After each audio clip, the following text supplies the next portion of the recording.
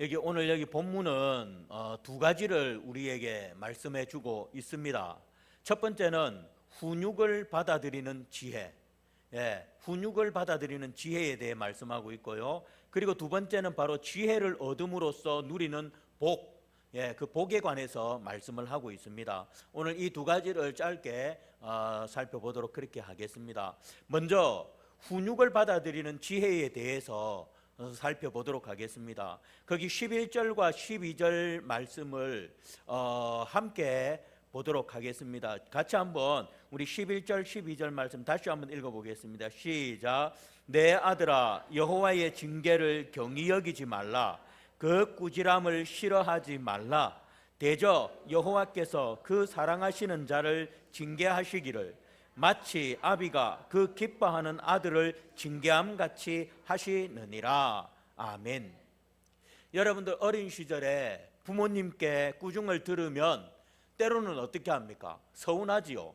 서운하고 또 때로는 반발심도 생깁니다. 저도 어릴 때 우리 부모님한테 맞거나 이렇게 하면 아버지한테는 덤빌 수가 없죠. 아버지한테 덤볐다는 맞아 죽기 때문에. 근데 제일 만만한 게 엄마입니다. 어머니입니다. 그래서 어머니가 훈계를 하면 때로는 막 꾸지람을 하면 듣기 싫어가지고 같이 맞받아서 고함을 치거나 막 이렇게 합니다. 자, 하는데 어쨌든 이런 반발심들이 들기도 합니다. 하지만 부모님의 꾸중은 뭐 때문입니까? 우리를 올바르게 자라나기를 바라는 사랑의 표현입니다. 사랑해서 그렇게 하는 겁니다. 자, 이것은 하나님과의 관계에서도 마찬가지입니다. 우리는 종종 하나님께서 주시는 시련이나 고난을 벌이라고 생각하기 쉽습니다. 하지만 성경은 분명히 말씀합니다. 징계는 하나님의 사랑의 표현입니다. 벌이 아니라 징계는 하나님의 사랑의 표현입니다. 어떤 사람은 하나님은 사랑이시라는데 왜 고통을 주십니까? 라고 합니다. 그러나 사랑에는 훈육이 포함됩니다. 만약 자녀가 위험한 장난을 치는데도 그냥 내버려 둔다면 그것은 사랑이 아닙니다. 오히려 방임에 가깝습니다. 제가 얼마 전 유튜브를 보니까 엘리베이터에 아이하고 머시맨 남자아이하고 아빠가 같이 탔더라고요. 근데 그 엘리베이터에 이웃 주민이 이제 탔습니다. 엘리베이터 문이 딱 닫히는데 이 아이가 거기에 있는 버튼을 막 다 눌러버립니다. 그런데도 부모는 조금도 제재를 하지 않고 가만히 있습니다. 그러니까 이웃 주민이 가만히 있겠습니까? 다 눌러버리는데. 그러니까 야단을 치니까 그 부모가 화가, 자기 아들에게 이웃 주민이 야단을 치니까 화가 나죠. 그래서 이제 부모에게 눈을 부릅뜨고는 뭐라 합니다. 왜 우리 아들 뭐라 하냐고. 여러분들, 이게 사랑입니까? 이게 그 자녀를 사랑하는 겁니까?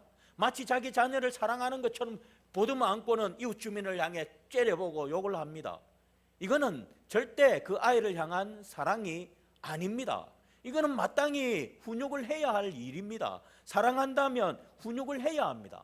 그런데 오히려 잘못한 아이를 보듬어 안고는 뭐라 하는 이웃을 향해서 야단을 친다?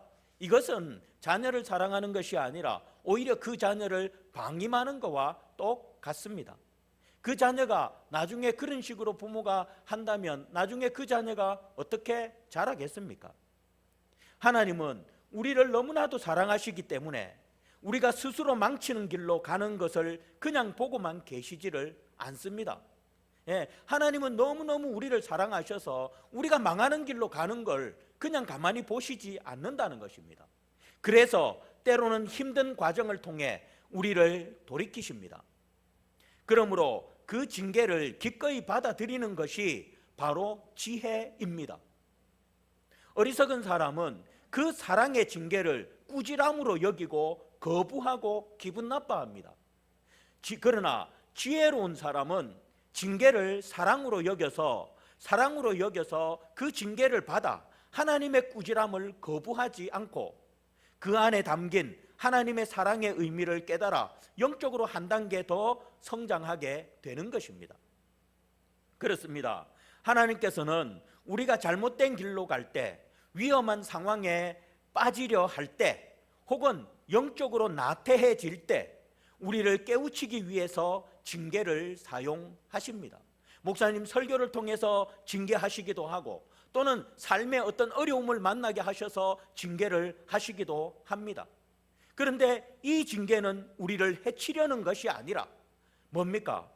오히려 우리가 더욱 견고하고 성숙한 믿음을 가질 수 있도록 돕는 도구입니다. 그러므로 하나님의 징계를 거부하거나 또는 기분 나쁘게 여기지 마시기를 바랍니다. 오히려 그 하나님의 징계를 받아서 한 단계 더 성장하는 그런 지혜로운 저와 여러분들이 되시기를 부탁드리겠습니다. 자, 두 번째는 바로 지혜를 얻음으로써 누리는 복에 관해서 살펴보겠습니다. 13절부터 26절까지의 말씀에는 지혜를 얻음으로써 누리는 복에 관해서 말씀을 하고 있습니다. 먼저 13절과 15절을 보면, 13절에서 15절을 보면 지혜를 얻는 자와 명철을 얻는 자는 복이 있나니 라고 시작합니다. 그러면서 이 복에 대해서 이는 지혜를 얻는 것이 은을 얻는 것보다 낫고 그 이익이 정금보다 나음이니라. 지혜는 진주보다 귀하니 네가 사모하는 모든 것으로도 이에 비교할 수 없도다 라고 합니다. 우리는 종종 세상의 가치에 매몰되어 살아갑니다. 그래서 돈, 명예, 권력과 같은 것들을 위해서 치열하게 경쟁을 합니다. 물론 이러한 것들이 우리의 삶에 필요합니다. 하지만 잠언은 이 모든 것보다 지혜가 훨씬 더 귀하다. 이 모든 것보다도 지혜가 은과 금과 진주보다도 지혜가 귀하다라고 선언합니다. 미국의 유명한 투자가 위렌 버핏 들어보셨죠? 이 위렌 버핏의 이야기를 들어보겠습니다. 그는 막대한 부를 쌓았지만 자녀들에게 단순히 재산을 물려주지 않았습니다. 대신 돈을 벌고 관리하는 방법, 곧 세상에서 살아가는 지혜를 가르쳤습니다. 그 결과 그의 자녀들은 각자의 자리에서 성공하는 삶을 살고 있습니다. 그러나 여기에는 한 가지 한계가 있습니다. 세상의 지혜는 인생을 잘 살아가도록 돕습니다. 하지만 죽음을 넘어서는 영원한 가치는 줄 수가 없습니다. 반면 성경이 말하는 지혜는 하나님을 경외하는 지혜입니다. 잠언 1장 7절에 보면 여호와를 경외하는 것이 지식의 근본이다 라고 말씀합니다. 하나님을 경외하는 지혜는 단순히 돈을 관리하고 인간관계를 잘 풀어가는 기술이 아니라 바로 하나님 앞에서 어떻게 살아가야 하는지를 아는 지혜입니다. 이것이야말로 은과 금보다 귀한 진정한 복인 것입니다. 여러분, 하나님 안에서 어떻게 살아야 할지를 모르고 자기 마음대로 금운을 쫓아 살아간다면 그것이 얼마나 불행한 삶입니까? 하지만 하나님을 경외하는 지혜는 우리가 하나님 앞에서 어떻게 살아가야 하는지를 분명하게 가르쳐 줍니다. 그러니 이보다 큰 복은 없는 것입니다. 자, 그리고 이어서 16절에서 18절에서는 지혜를 얻는 자에게 장수와 부귀, 영광이 함께하고 그 길은 평강의 길이며 생명나무와 같다라고 그렇게 말씀하고 있습니다. 특히 16절을 보면 그의 오른손에는 장수가 있고 그의 왼손에는 부귀가 있나니 라고 합니다. 여러분, 여기서 그의 손이라고 이야기하는데 이 그가 누굽니까? 지혜를 말합니다. 여러분, 마치 여기서 지혜를 의인화한 것을 볼 수가 있습니다. 마치 지혜가 두 손에 선물을 들고 있는 것처럼 묘사하고 있습니다. 그렇습니다. 지혜는 우리에게 두 손에 선물을 들고 우리에게 선물을 줍니다.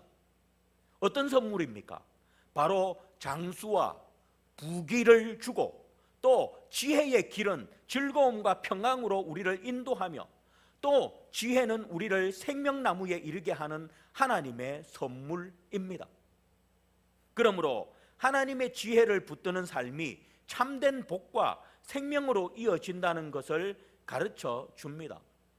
저와 여러분, 하나님의 지혜를 붙들므로 참된 복과 생명을 얻는 그런 저와 여러분들이 되시기를 바라겠습니다. 하나님이 주시는 그 선물, 참된 복과 생명을 얻는 그런 분들이 되시기를 다시 한 번 더 바라겠습니다. 자, 이어서 21절에서 24절에서는 지혜로 인한 복에 관해서 이렇게 말씀합니다. 21절부터 24절 같이 한번 읽어보겠습니다. 시작. 내 아들아, 완전한 지혜와 근신을 지키고 이것들이 네 눈앞에서 떠나지 말게 하라. 그리하면 그것이 네 영혼의 생명이 되며 네 목의 장식이 되리니 네가 네 길을 평안히 행하겠고 네 발이 거치지 아니하겠으며 네가 누울 때에 두려워하지 아니하겠고 네가 누운즉 네 잠이 달리로다. 아멘. 자, 지혜를 붙드는 자는 길에서 넘어지지 않고 안전하게 걸어간다라는 것입니다.